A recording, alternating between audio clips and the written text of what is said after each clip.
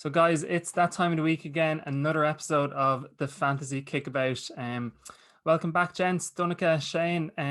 Another appearance on the podcast. I don't know if you're getting an appearance fee at this stage, but hope you lads are keeping well. Yeah, all good, guys. All good. I feel like I should get compensated for wearing a Liverpool top during like a time where we're breaking all the wrong club records for 128 years of history. So yeah, maybe I'll put in a claim at the end of the month, depending on how tonight goes. we might reconsider that contract and throwing a few bonuses for you or something. Yeah, I think I'm gonna need something, man. Like, if you want, I can lead off and tell you why the season should be null and voided. But a lot of my arguments are kind of paper thin, slightly biased towards the fate of my football team this season. Jesus.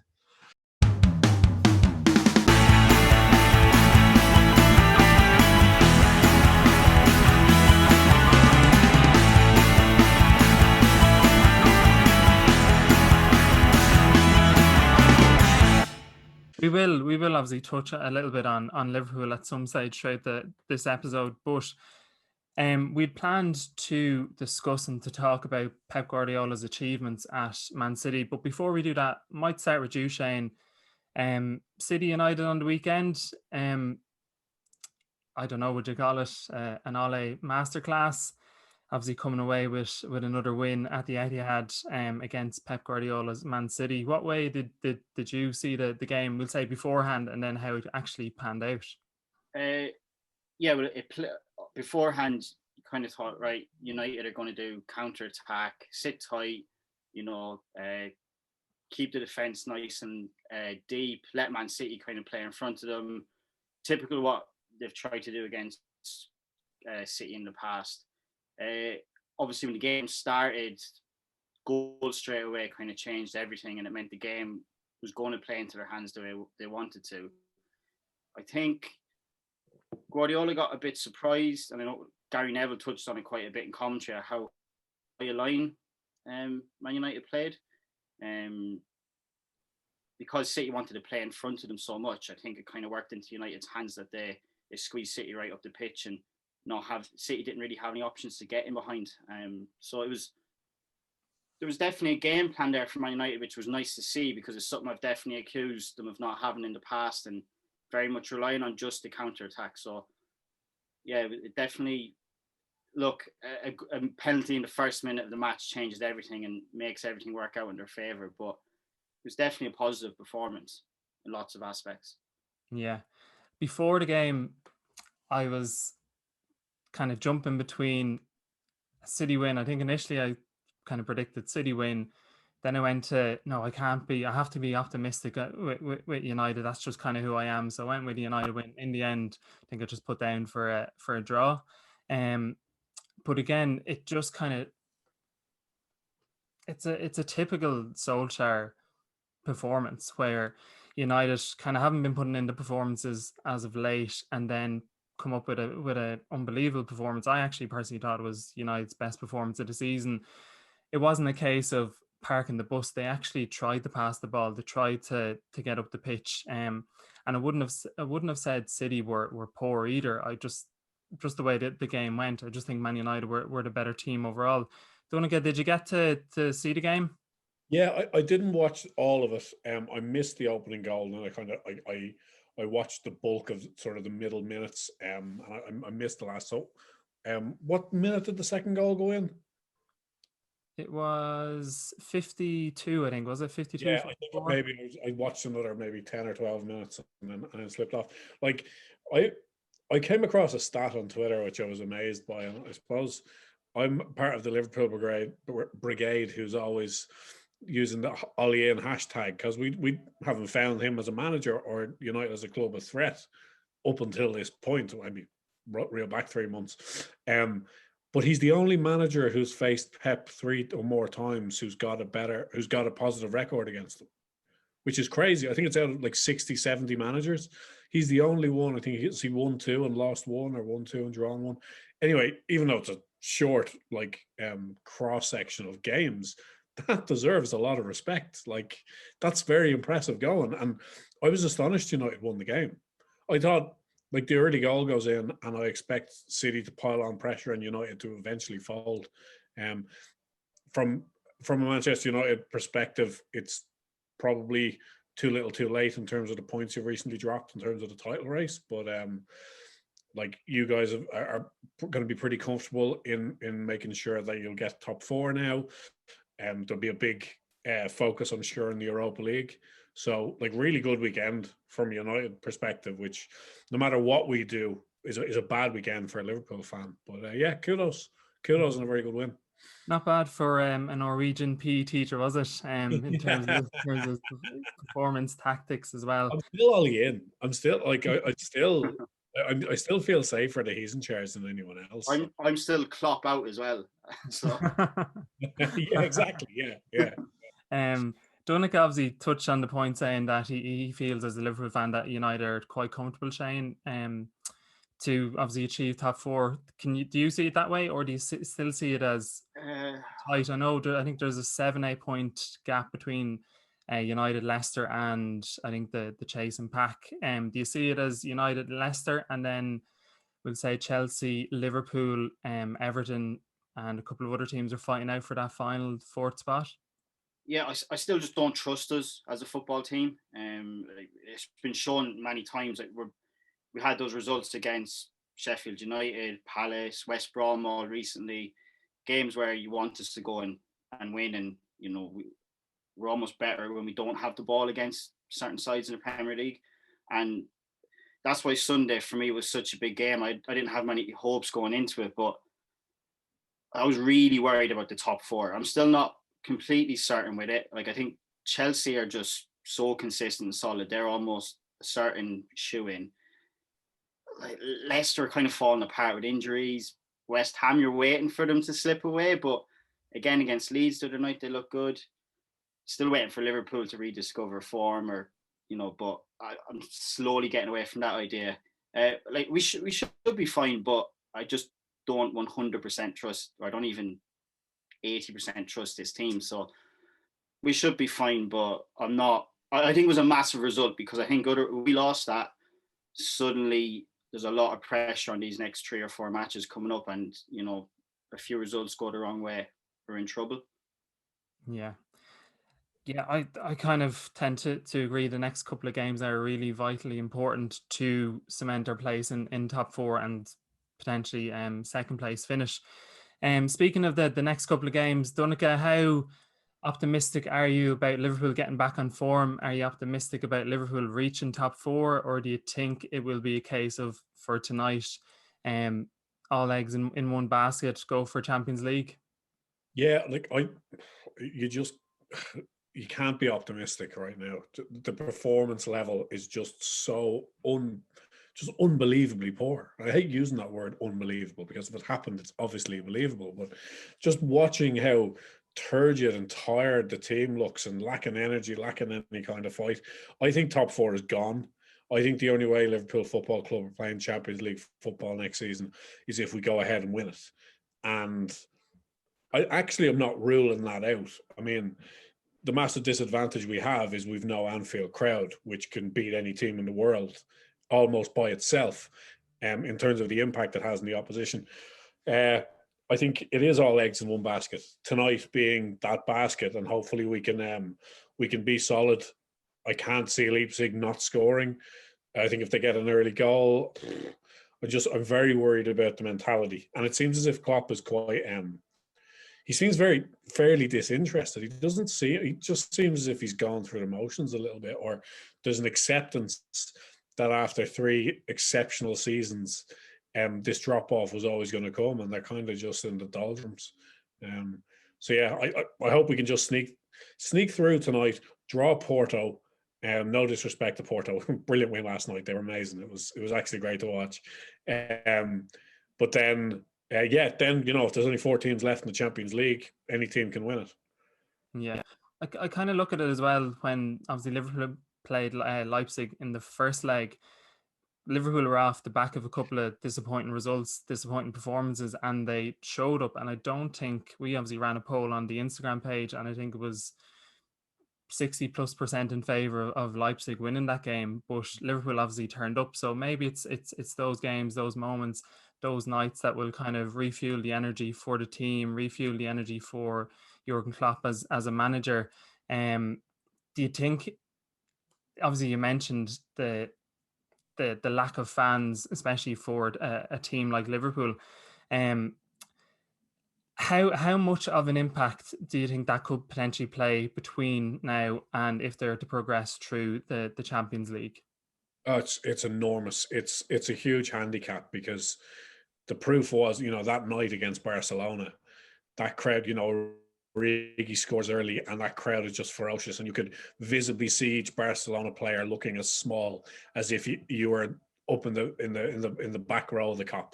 Those players just shrunk around them, and they couldn't handle that atmosphere. What's amazing about Anfield, like I've been in the Kop on European nights, is it's not even, it's intimidating in terms of its support for the home side. It's not intimidating in the sense that there's lots of abuse flying around, or it's like, I think Turkish away days have been sort of historically seen as being quite scary in places in terms of the crowd being quite visceral.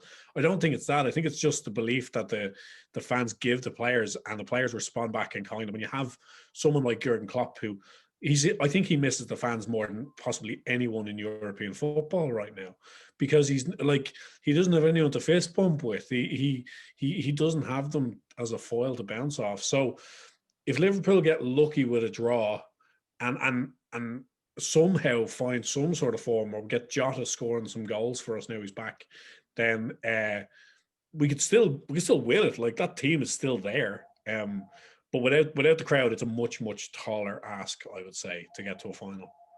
Yeah. Do you think there's a lot of European teams, big sides, that are so used to playing in front of like soulless stadiums? Like, they might have big attendance numbers, but they're either something more the corporate gigs, or a lot of tourism involved, etc. Like, there's a lot of the big clubs around Europe that they don't have what Liverpool have, and it's nothing to do with numbers, or it's just, I don't know, they're probably not missing them as much even in that sense. They're used to playing in this sterile environment, which is what this season is. Yeah, well, if you look at Real Madrid haven't played, like, I know they're doing work in the Bernabeu. They moved out of the Bernabeu as soon as the lockdown sort of came, because, like, I was in the Bernabeu a few years ago, and it was just a league game against Granada, and it was so quiet, and it was like 80,000 people were going to the cinema and would cheer. Well, they won 3-0. It was handy, but there was no real atmosphere. There was no sort of visceral nature of it. So yeah, I think probably so. Like, take the German sides out, because the German sides are supported so well, and their fans are very. But certainly Italian sides, Spanish sides, even other English sides. You could never say that the Etihad or the Emirates is exactly a place that would be considered a bouncing, joyful kind of place. Just speaking of German football, I managed to, a couple of years ago, get actually snuck into the yellow wall. That's a story for another podcast, but managed to get in there, and like you said, Donnacha, just the atmosphere was electric. It was the best experience I've ever had at a football game. And this was, I'm going to say, roughly about an hour before kickoff, and about 30 minutes, 45 minutes after kickoff, everyone was still there singing along. But Dortmund were playing Frankfurt, and the Frankfurt fans were as loud, if not louder, down the far end of the stadium. And that just shows, like, when you go sometimes to an Old Trafford and the away team score a goal or winning, that 3,000 fans completely outsing the 70 odd thousand United fans. But that's one thing I noticed in German football, where it was just noise in the stadium. You couldn't tell who was louder, who was supporting which team. Just the atmosphere was unbelievable. Yeah. No, I haven't been to a game in Germany. It's certainly on my list. I'd love to go to see a Dortmund game. Yeah, absolutely. Obviously with a full stadium. Yeah. Just speaking of lack of atmosphere, Etihad, Pep Guardiola, 21 wins in a row. Obviously, United brought that record to an end. Might put the question to you, Shane. If Pep Guardiola is to win the Premier League, do you think that's his greatest achievement as a manager? We'll just take out obviously potentially winning 3 other trophies, but just if we focus on the Premier League. My immediate thought would be no. And the main reason for that is I just think there's such a drop off in standard this season that even if City are this good, which I think again is really hard to tell, there's no real challenger. Like a Man United team that we've just spoken about that aren't that good, have some good games, some bad games, are coming second, and we're the ones that were pushing them for a little while. I don't think so because of just the drop off this year. You don't have, if you think of all the really good battles over the years, like you had obviously Liverpool and Man City recently, you had Man United, Man City, Chelsea teams later this year, the Arsenal, Man United teams. You just, for me, a top side win in the league, in the Premier League in particular, always had that one big challenger.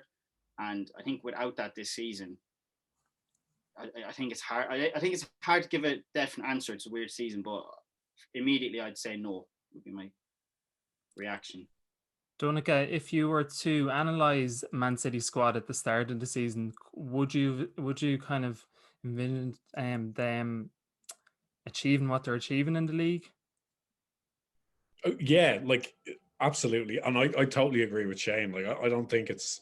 I think the drop off in the Premier League has been really pronounced, and I think there's a few different factors at play. Of course, the lack of fans is one, but I think the players are jaded. They are really wrecked. I think they're physically exhausted, but I think they're emotionally exhausted too. In terms of there's always pressure playing Premier League football, especially for a top team, but it's like a different pressure this time because you got to remember football came back and many strides were made to get football back to give people a lift. And like even Jurgen Klopp alluded to it, saying we have a job now. Our job is to keep everyone's spirits up. Like almost on a societal level. If you're interested in football, you're stuck in lockdown. There's only one thing to sort of think and talk about, and that's your football team. So it's been difficult. Like in terms of like look at that squad. There was about 500 million quid worth of talent on the bench last week, wasn't there? And I include, the reserve keeper is 10 million, but then you have 6 players who are just like whoever was on the bench for City that night, it was about 500 million quid. So, I mean, if you equate spending power and value of squads with where the table looks, they should be probably even further ahead. It's arguable. So in terms of the premiums that they play for players, what Pep has done very well is he's actually rebuilt the squad quite well. They lost David Silva, they lost Yaya Toure before him, Vincent Kompany. Essentially lost Aguero for a year. I know he's back in the squad and back fit, but he can't get in now. But I mean, he did buy well, like Nathan Ake probably aside, but that's probably to do with the form of the other centre halves more so than anything. But I mean, the players that he brought in, we didn't know much about Diaz. He's been quality. Cancelo, we knew was a good player. We didn't know he was going to be this good. So in that respect, he's done a really good job. So that would be where I'd give him the biggest sort of the biggest pat on the back in terms of the recruitment they did to try and bridge the gap to Liverpool over the summer period. Yeah, and obviously he does have that financial power behind him that he can go out and spend 50 million on for right and left backs, 50 odd million on a couple of centre halves, 60 million on Diaz. So he obviously has that financial power. But where I think Pep Guardiola is a really, really good coach, he improves every single player. Pretty much every single player in the squad improves. Cancelo, I think we all knew he was a good player. Last season, for whatever reason, he didn't kind of hit the ground running at City, but he's turned into one hell of a, I don't know if you want to call him a centre mid now at this stage or an attacking right wing forward. But that's one thing I look at Pep and just see he's constantly improving. You probably remember, was it last season or the season before when City won the FA Cup and he was out on the pitch giving instructions or tactical advice to Sterling out in the middle of the pitch. So he just wants improvements. Speaking of improvements for Man City, Shane, can you see them winning the the quadruple? I think they're better equipped this season to win the Champions League than previous seasons. Only for the fact that I think this side looked less likely to implode in a game. You know, the previous City teams that were maybe better to watch, or I maybe think were better teams in the course of a season, you always felt like they had a big loss in them at some stage. They were a bit kind of defensively a bit kind of weak or a bit naive at times. And I think this side's different, but I think what's going to let them down is the lack of a top class striker. If they had an Aguero of a few years ago, I think they'd have more of a chance, but I think that's what's going to let them down. So I don't think they'll win the Champions League this season for that reason. I know, Donnacha, you made a big call, big statement a couple of podcasts ago about Chelsea winning the Champions League. How far can you see City going if your prediction is for Chelsea to win the Champions League? Yeah, well, like, I mean, if you look across at who's left, like who could take down Man City? Could Dortmund, the way they defend at the minute? Probably not. Bayern could. I'm not even going to comment on whether Liverpool could at the minute. They're like, PSG are very dangerous now this season. After last season's the experience that they had last season, the fact that they've pretty much taken Barca out in one leg is going to give them a lot of confidence. There could be a feeling that this is Mbappe's last hurrah in Paris as well. I don't know if that drives the team forward. I think PSG and Bayern can both take City out. I think Shane makes a great point about a top class striker, because the Champions League is not going to toss you up 7-8 gilt edge scoreable opportunities per game. That's just not the standard. That is not how the Champions League works. Champions League is won in crucial moments, and if City have, no disrespect to him, but I still don't rate Jesus. Like I rate him in the respect that he's a very good player, but is he at the sharp end of world elite strikers? No, he's not. Come on, like, he's not. And yeah, I agree that could be potentially an issue for them. I don't think they're going to win it this year either. That's just purely based on feeling. And I just think one of PSG or Bayern is going to get it done. If it's not my shout, Chelsea. My Chelsea shout was kind of an early shout of what I'd seen at Thomas Tuchel in the first couple of weeks, and he's continued it on, and they look like a great cup team, like a brilliant cup team, very defensively solid. They work very hard, and they have guys who will take chances. Like, their squad is full of quality. So, yeah, like a Final Four, if the draw works out this way, like the four best teams that are left in it would be, for my money, would be PSG, Bayern, Chelsea, City. And I could see Bayern and PSG both taking out City. But Chelsea probably could too. It's hard to gauge where Chelsea are at now compared to City. Yeah. I feel like Chelsea haven't got to a point where they're getting their best players on the pitch. Like, they might be picking the most informed players, but they have a lot of quality in that squad that if you were to say all of them are playing at 80% of what they could, there's probably only 5 or 6 of them that are maybe actually starting at the moment. Yeah, well, I didn't see the game. Who did Chelsea play this weekend? Everton Monday. Yeah, I didn't actually see the game, but I heard that Kai Havertz was really good, and he had a goal disallowed, and he was top class. And I watched Kai Havertz last season in the Bundesliga, and he was ripping up trees. He looked exceptional. Yeah. So, they have so much talent up front, so much. And Ziyech as well, obviously, they came right. Like, they have a lot of quality that hasn't really clicked yet, and you feel like if they could get enough of their best players on the pitch performing, they're going to be dangerous. Yeah, no, I think they're really dangerous for the Champions League. I definitely wouldn't want to draw them if I was anyone. Gary's dad would be happy. He's a Chelsea fan. Yeah, he would be delighted. Just from a fantasy football perspective, Tuchel seems to be turning into the new Pep Guardiola in terms of rotating a squad. It's very, very difficult, obviously, to put Chelsea lads in, but that's obviously a conversation maybe towards the end when we touch on fantasy football. I think I said on the pod a couple of weeks ago, City to win. I think I do agree with what Shane said, that they're probably the best equipped City team in terms of what they have to win it. And I just think that Pep Guardiola and the City players will see this season as a huge opportunity to get their hands on the Champions League. I think it'll be difficult, but I do think they can do it. Just again on the fact that they can rotate their squad, they pretty much have the league wrapped up. Whereas we say Bayern not exactly running away with the league, Paris Saint-Germain again not exactly running away with the league in France.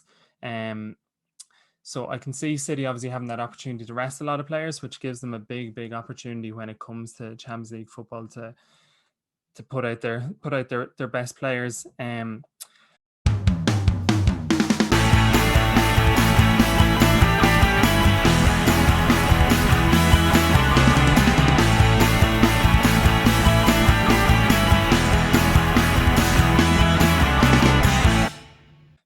Donnacha, you mentioned there's been a drop-off in performance, player fatigue, player burnout, especially when we compare it to the start of the season. There was just goals.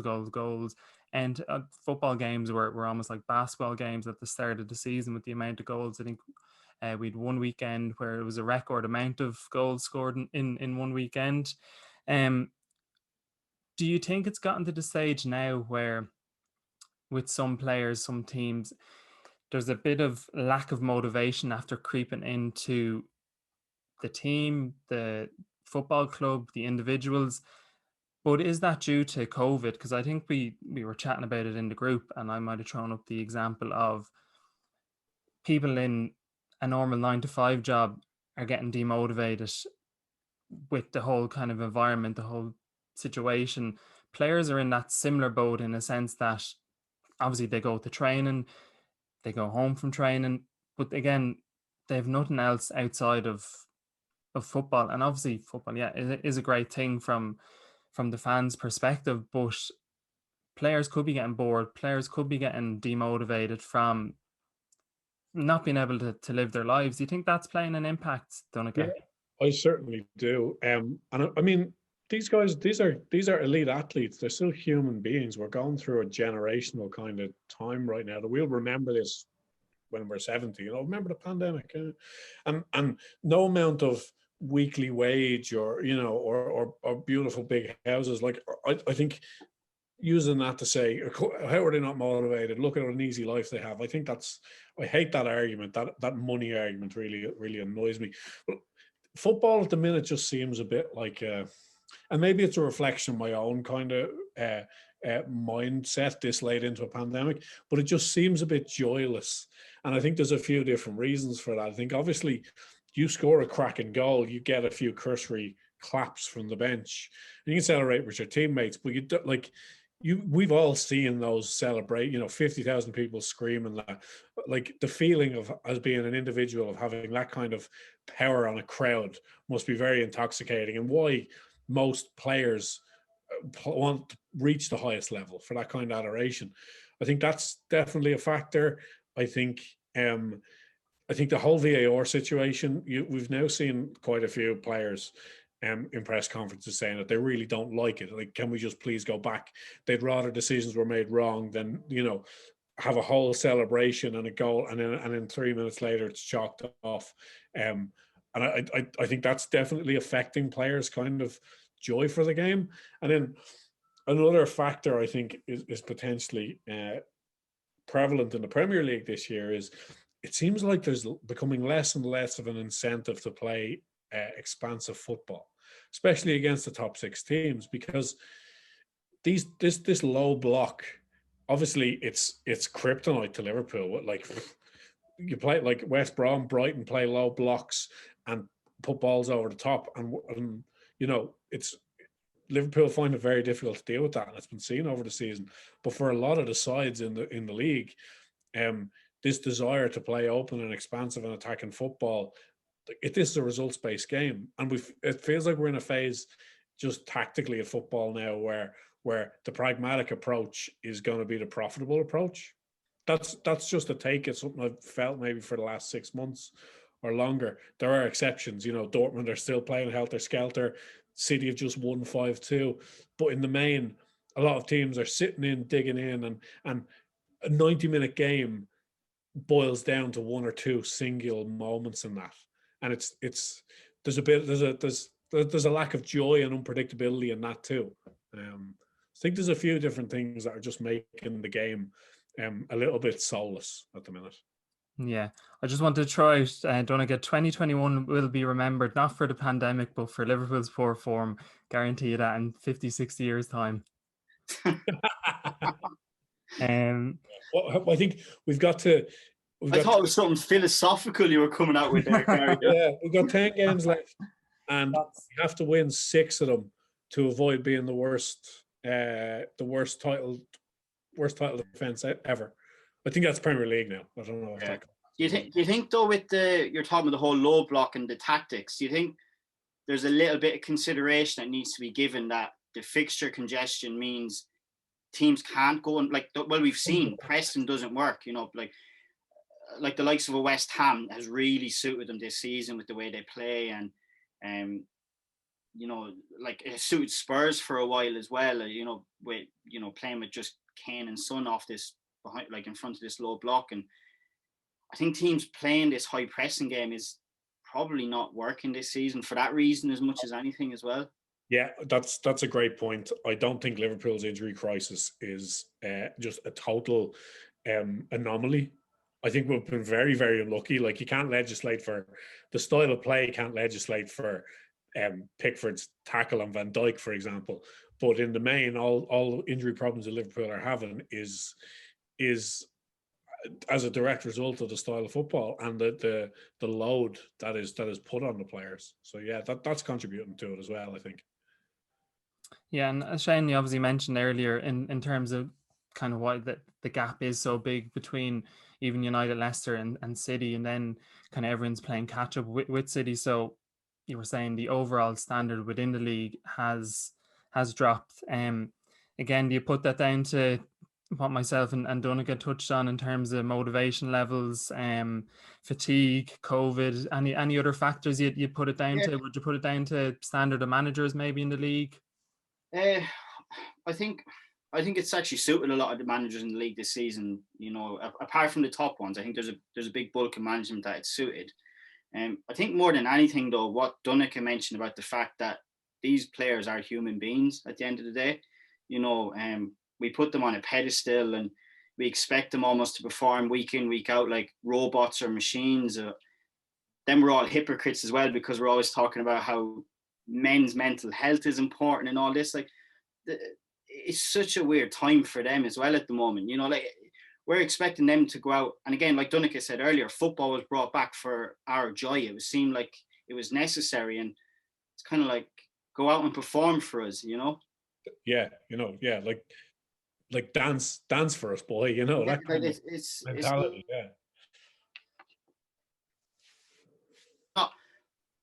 And again, I hate the bullshit argument of they're getting paid lots of money, so they should be able to do it, because money doesn't hide if they're going, like, we don't know if they're going through any family issues, etc.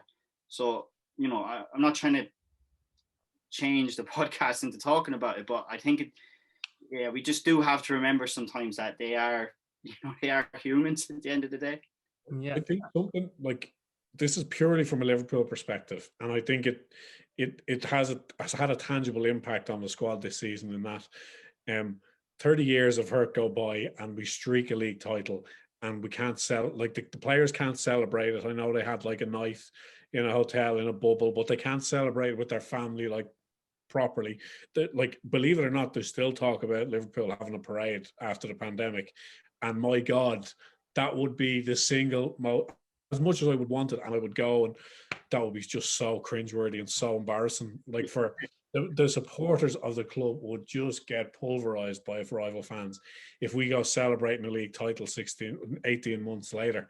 Like, it's just ridiculous. But that kind of incentive, you win something, and then there's all the great times that are associated with the win. There's parades, there's being out with family, there's a release valve of pressure, there's the sense of achievement. It's probably a lot more difficult now when you're in a situation like, City win the league this year. They're not having a parade. They're like it won't be remembered for a great celebration. because it can't be in the way that they would like to. And I think there's like an incentive that's gone maybe, and maybe some of the like the joy that would associate winning the league title is wrapped up in that.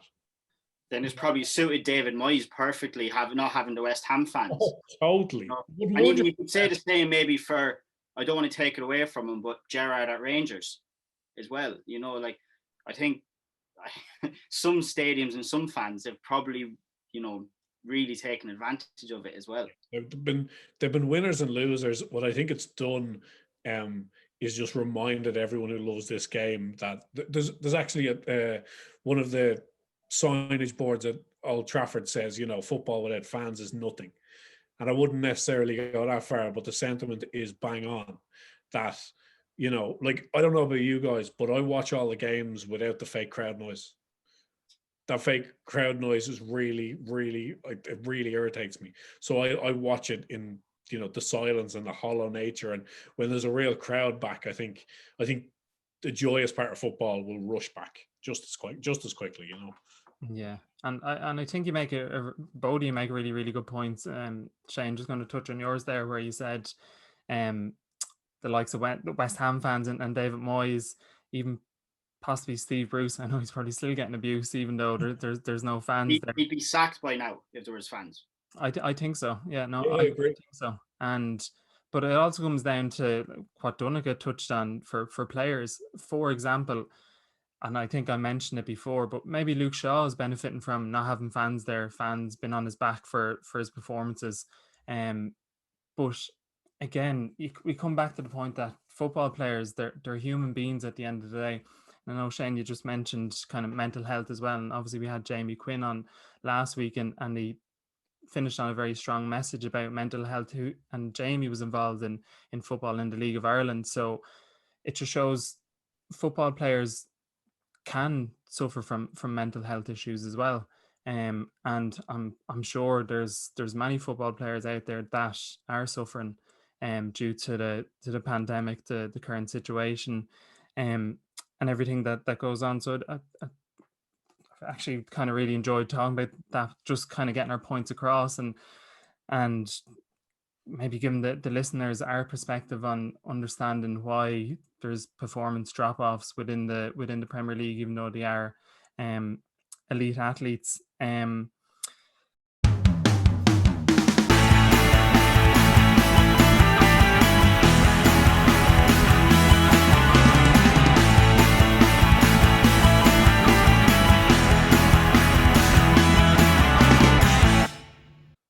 We might just move on to, obviously, international duty is coming up in the next couple of weeks. We might touch on the club country route at the moment, and obviously there's the argument around whether football clubs who pay the players should be releasing their players to go off, travel around the world, play in potentially 3, 4, I think it's 3 maybe different countries, and then return home, but may have to self-quarantine for 2 weeks.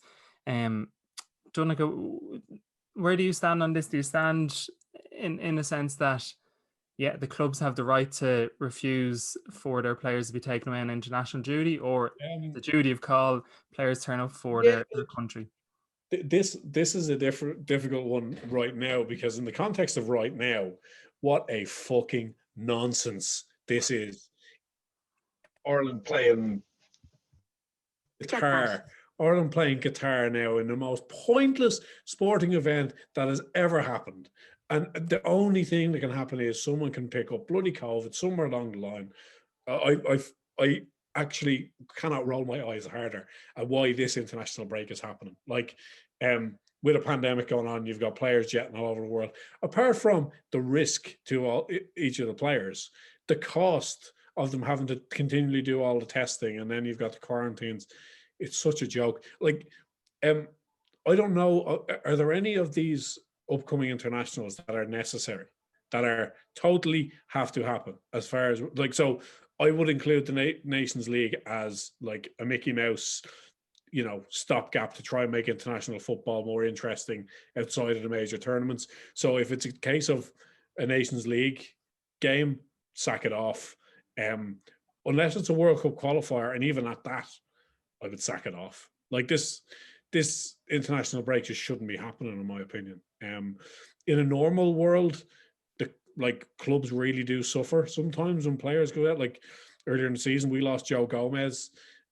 He was at England training. We still don't know what happened. He had to get major surgery on his knee. And the FA did pay Liverpool compensation, but we don't want to be compensated. We want our bloody centre half back. And if you look at it very coldly and calculatingly, that's a major asset to a club. That is a major outlay to a club, and now it's undermined, by an FA. And I really worry for like players who play for more kind of obscure nations, not the powerhouse kind of nations. Like, what kind of level of care are they getting? Without naming any names, but if you're playing for a relatively like poorly funded FA, for example, is a high, an elite athlete going to get injured because there's a lack of duty of care there by the physios or whatever else. But I hate it. I really don't want this going ahead for obvious reasons. But yeah. I'm just having a look at the international schedule here. So there's the obviously 2 World Cup qualifiers for Ireland, for example, and then that bizarre friendly thrown in against Qatar, which I agree there's absolutely no need for it. They're part of our qualifying group, isn't it? Whereas we have to play them as friendlies. As in, so Qatar are part of our qualifying group, so they play us and other teams in our group in friendly matches as part of hosting it.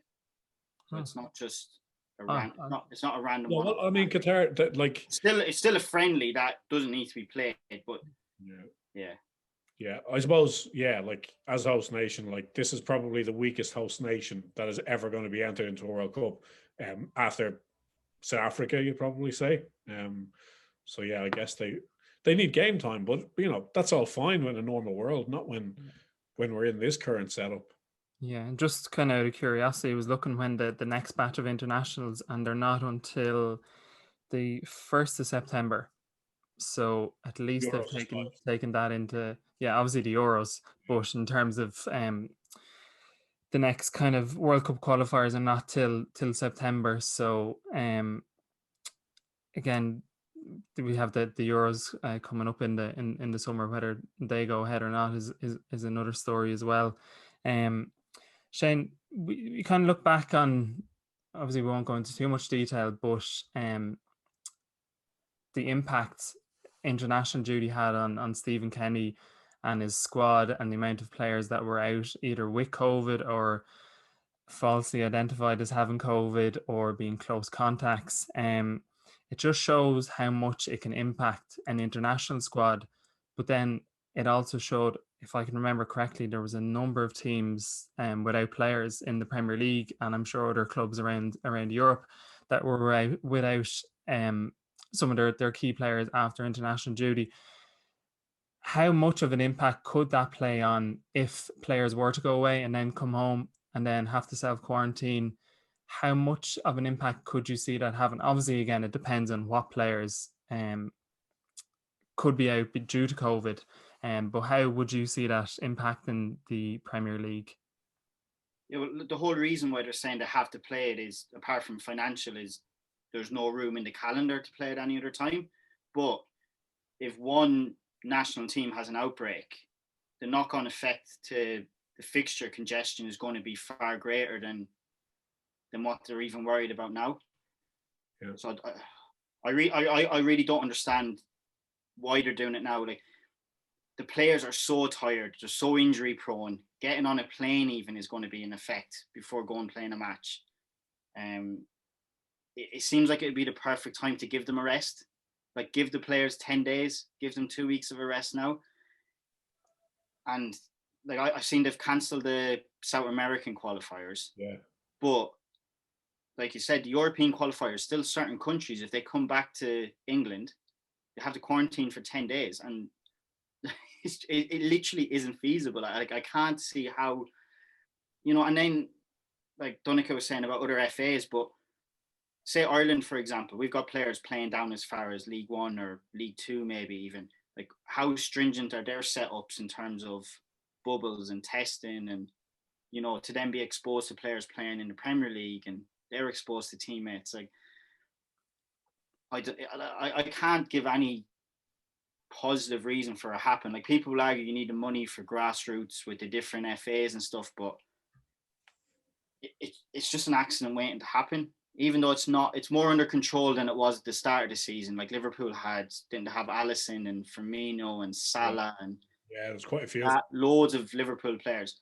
Like, they have it under more control now, and I'm sure they got better procedures in place because they've had time to perfect it. But something's going to slip through the net. It's guaranteed. It is, and there's just going to be a fallout from it when it does. Yeah, there's definitely going to be some sort of consequence from, as we said, players flying all over the world, a couple of different countries within 10, 14 days, and then returning home. There's going to be something. I'd be really interested to know, like, what the players actually think, and not just in the time of COVID, but in general. Like, and you probably have a fairly diverse range of opinions. Of some players might hate. I know, like, if you read certain autobiographies, some players hated got, like, a lot of England players of Gerrard's generation hated going to England because of the added pressure and the media coverage and just an unhealthy environment. But surely can we not, like, include the players in the discussion of what the best way forward is? For some players playing for their country, like, certainly if I were to play professionally in any sport, playing for my country would be the pinnacle. I wouldn't, like, whatever, thousands a week wouldn't matter to me over playing for my country. But in a lot of ways, it's become very impractical, and it's a thorn in the side of the clubs. The club's argument is, we pay all the money, we make all the money. This is a sideshow. And I don't believe that the World Cup is the pinnacle of this sport. I really don't anymore. I think, like, if you put an elite international team up against a regularly playing Champions League team, there's no contest, in my opinion. That Champions League, that international team will get their ass kicked in almost every situation. And, like, World Cups, European Championships they're great spectacles, but the festival of football in summer, and it's all great, but these breaks are just, we all know the memes. Like, when you hear there's an international break come up, you just despair. Like, every single football fan despairs at the notion of them. If we track back to the 90s and international break was mentioned to the Irish players, they were loving it. Yeah, loving it. Getting their Harry Ramsey. How times have changed. Pints because they're full of protein. How times have changed.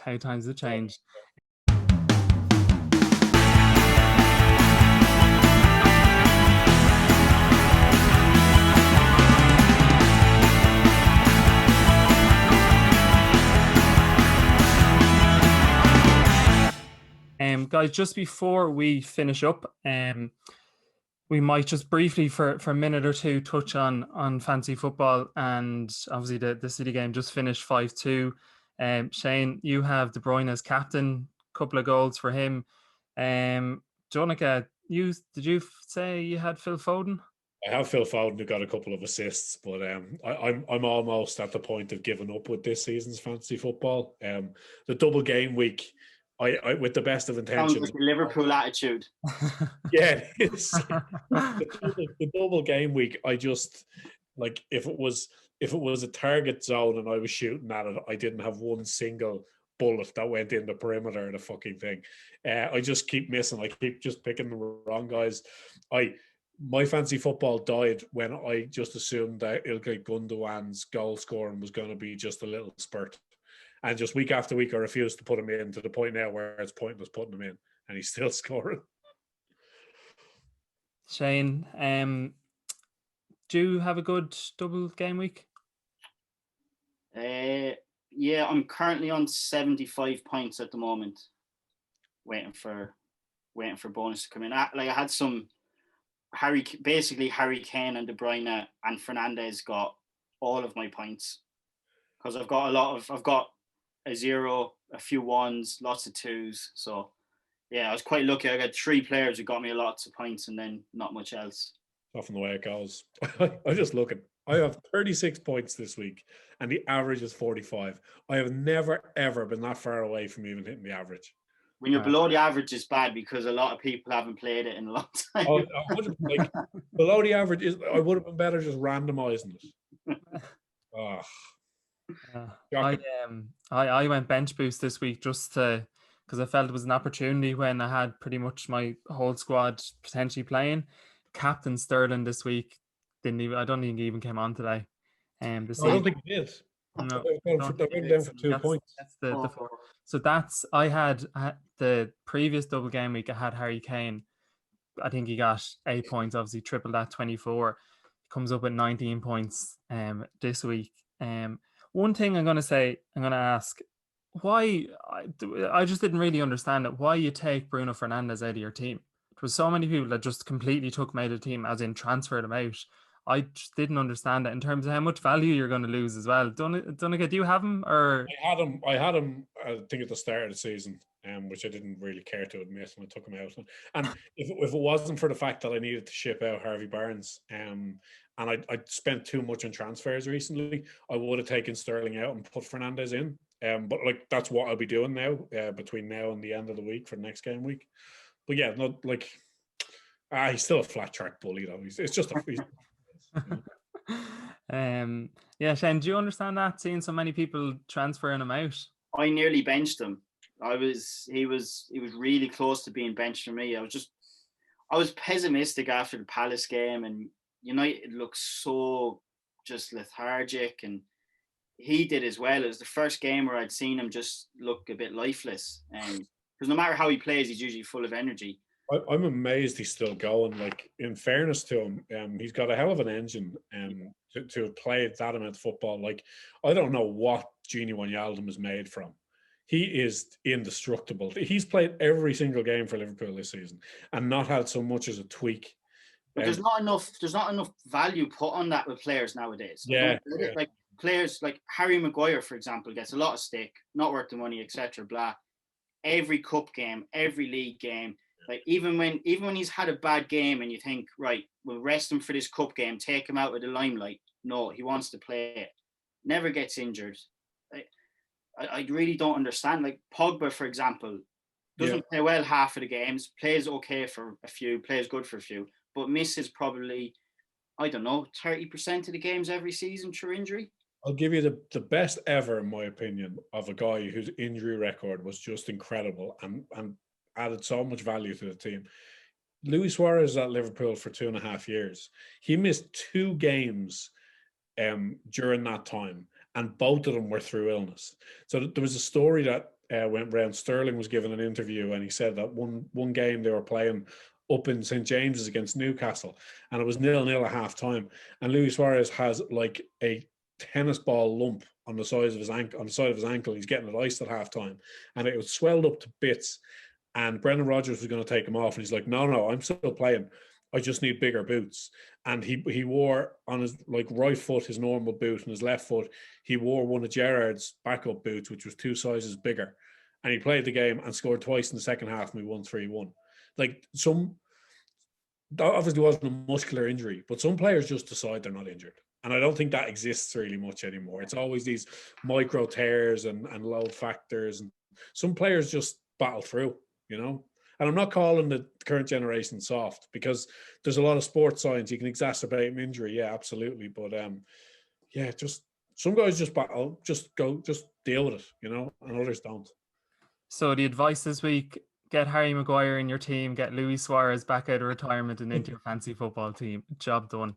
Guys, just before we finish up, I'm just going to I know we didn't plan this, but I'm just going to share the screen here. And if we pick our 5-a-side, so I'm just going to explain to the listeners. So it's called Build Your Dream Premier League 5-a-side team, and you have players valued from £5 down to £1. So you have 5 goalkeepers, 5 defenders, 5 midfielders, and potentially 10 attackers. 15 million. What are we thinking for a 5-a-side team? Straight away, I was thinking Ederson. I'm going Leno just to get a bit of value in there for 1 million. Okay. Oh God, I actually think I'm going to join you because the rickets out of Lloris. And yeah, I'll take Leno as well, actually, Okay. especially in a five-a-side context because the guy can actually play football. Yeah, he's good on the ball. I think he's underrated. Yeah, so do I. I think it's just because of the club that he's at. He's not given any credit. Yeah, no, it's true. He's a pretty decent goalkeeper. Pity is a shit defense in front of him every week. But speaking of shit defense, I think I actually might go David Luiz for a five-a-side team. Jesus, you lost your goddamn mind. Gary, you're going to have to put this up somewhere. This isn't going to work over audio. I'll put it up with the video. I'm taking Van Dijk then to make up for saving money with Leno. Yeah, I'm taking Van Dijk. So the five are David Luiz, Toby Alderweireld, Harry Maguire, Ruben Diaz, and Van Dijk, and that's in the order of least expensive to most expensive. So yeah, even if Van Dijk was £8, I'm putting him in. So me and Shane have the same team so far. So far, okay. Move on to midfield. We got Ndidi £1, Souček 2, Kante 3, Bruno Fernandes 4, Kevin De Bruyne 5. Who are we going with? I think I'd be going Kevin De Bruyne. I'm going Bruno. It's very hard, actually. Bruno. I'm working out my budget. I've got my team picked. Bruno's in. Yeah, no, I'm taking KDB, which means I'm gonna suffer now up top. So I've spent 11 on I spent 11 quid now already. Yeah. Shane, you are on 10 and I am on 10 as well. So moving on to the first batch of forwards.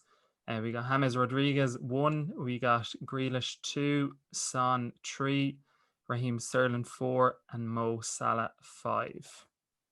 I think I'd have to go Grealish, yeah, just because he's my favourite player in the league as well. I think same with you, Shane. That's a full house. Yeah, Jack Grealish. You've seen what a difference he makes. You've seen how bad Villa have been without him going forward. I don't think there's a more impactful player in terms of for a team in the league. Yeah, I agree. Well, I was watching a lot of Villa this season because I was really enjoying watching them, and then I've watched 3 or 4 games recently, and I've really not enjoyed watching them because he's not been playing.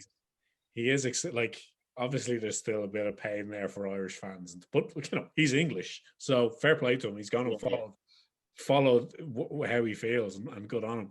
So I hold no ill will towards him, apart from the fact that if we had tricked him into playing for us, it would have been different. But yeah, he's exceptional. He is. The other guy, I think, probably Van Dijk is probably the only other one I could think of. You take him out of their team, the team suffer as much as Grealish out of Villa. Yeah. And obviously, with Grealish obviously out of the team, I'm sure many fancy football managers probably took out Ollie Watkins, maybe took a chance and kept him in, but he kind of had a blank last 4 game weeks. Just shows that, again, the impact Jack Grealish has on that team. So moving on to our last line of forwards. So Firmino 1, Aubameyang 2, Rashford 3, Vardy 4, Kane 5. I think Vardy and Kane are gone due to the value we've got left. I think that leaves just Rashford for both myself and Shane. I think, is it? And is it Aubameyang for you then, Donnacha? No, I'm taking Bobby. I love him. Oh. I love him. I adore Bobby Firmino. And I will point to his recent assist against Leicester just before it all fell to shit for Liverpool. He does a Zidane pirouette, sets up Salah. In a five-a-side context, Bobby's still your guy. I love him. Beautiful. Shane? I'm tempted with Aubameyang instead of Rashford, I have to say.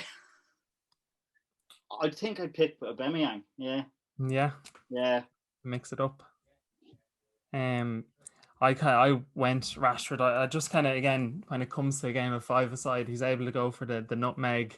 He's able to kind of hit a rasper of a shot from a bit of distance as well. Just his feet, but I'm not going to lie, I was very close to going for Bobby Firmino as well. I just think in a game of five-a-side, he's your the man only that thing- literally drifts everywhere on the pitch. Rashford and Grealish should be getting in each other's way, Gary. They both want to occupy the same space. Left, that's true, man. That's true. You weren't thinking it through. But you know what? I'm just gonna take a gamble like I do with my fancy football team, and it never pays off. So, guys, just one thing before we finish up, just to mention to anyone listening that on our Instagram page we have a giveaway at the moment. We have a couple of books here to give away. So we have a Steven Gerrard book. We have Johan Cruyff, My Turn, and we have a Didier Drogba book as well. Prizes to be won. So if you jump onto our Instagram page, jump onto the post, tag a couple of friends in the post, like the page and follow the page, and you'll be in with a chance once we hit 300 followers to win one of those books. Lads, if either of you were to win a prize or name be drawn out of the hat, what book would you go for? Definitely Cruyff for me. Yeah, Cruyff for me as well, 100%. Legend. He's a football innovator. Have you read it before? No. No. I've read Gerrard's all right. I'd be interested in Drogba's too, to be fair. Yeah. I feel like I don't know a lot about Drogba's kind of life, I suppose, before he came to, he was in France and then came to England. Don't know. Yeah. Quite an interesting story. Yeah. What's the best sports autobiography you've ever read? Good question. And I say that without one in my own head. Just football or sports? Oh, I suppose anything. It's tough. That's a very, very good. I've got a bit of a left field one. It's Matt Hampson, the young English rugby player who actually became paralysed in the scrum. It was written by Paul Kimmage. Oh. That's one of the best sports books I've ever read. Yeah, it's a bit left field, but yeah, I love Kimmage. I think Kimmage's writing's amazing. Yeah, so do I agree. He's a very serious and quite pessimistic kind of character, but he writes very well. Yeah. Donnacha, what would you go for? I'm still thinking here. Yeah, the one that's just an absolute riot is John Daly's. If you're a golf fan, John Daly, just an absolute lunatic. Yeah. Barred from most of the clubhouses on the PGA Tour because he kept getting pissed and trying to sleep with other players' wives, which he did successfully more than one occasion. Like he was like self-proclaimed like white trash American, just with this prodigious talent for golf and like so almost close to a real life Happy Gilmore. Just a lunatic. Like just his life is it's not his sporting achievements, it's his life which makes the books. Agassi is another good one actually. Yeah, that's a great one. Yeah, I heard a lot of people actually recommending that throughout lockdown, obviously this time last year. To be honest, the book that comes to mind when someone says that in terms of sports, and it's not really too much about his sporting background, but I read Philly McMahon's book, The Choice. And it's very much kind of about his life and growing up in Ballymun and how he obviously went one direction and unfortunately his brother went another direction. That's just the minute you said it, Donnacha, that was kind of a book that came straight to the mind. Something obviously a little bit different than reading about the sports achievements of some of these players, where you actually get a proper insight to their background, to their life stories. So yeah, probably Philly McMahon, The Choice. I think professional footballers ones tend to be boring, unfortunately. Yeah. Like, not one of us a footballer there. Like unfortunately they still got an image to worry about after they write it for the most part. Yeah, like I kind of gave up on a lot of the, like I read maybe 3 or 4 of the Irish Rugby Internationals books and they're just so dull. Like Brian O'Driscoll's autobiography, what a sportsman that man is. Like such a terrible book. Really, really nothing happens. It's god awful. The one football one that stuck in my mind was Latan's one, which at the time was a great read, but apparently a lot of what's in it is very much indulged, and he basically a lot of it is lies. Yeah, I heard that. Yeah, so he's never even read it himself, supposedly. Yeah, and like stories about him pulling up to Barcelona training in a Ferrari and you know, and Pep Guardiola says we all drive the same car, and he pulls up the next day in an even more ostentatious Ferrari. Like, funny at the time, but apparently a lot of stuff didn't go down how he says it did. Yeah. Shane, if you had to pick one footballing book. One footballing book. Oh. No, we're kind of putting it. Well, Donnacha's put us on the spot here. Yeah. I don't, to be honest, I genuinely stay away from them for the reason that I just have such low expectations of them. I never feel like I get. Actually, I've got one. It's not an autobiography, but it's a really good book. Eamon Dunphy's diary that he wrote when he had the season at Millwall. It's Eamon Dunphy, More Than a Game. It was when they were playing in the equivalent of the Championship now, and he kept a diary for that whole season. And it got released. I don't know how shortly afterwards, but while it was still all very raw, and it gives a really good insight to professional football back then.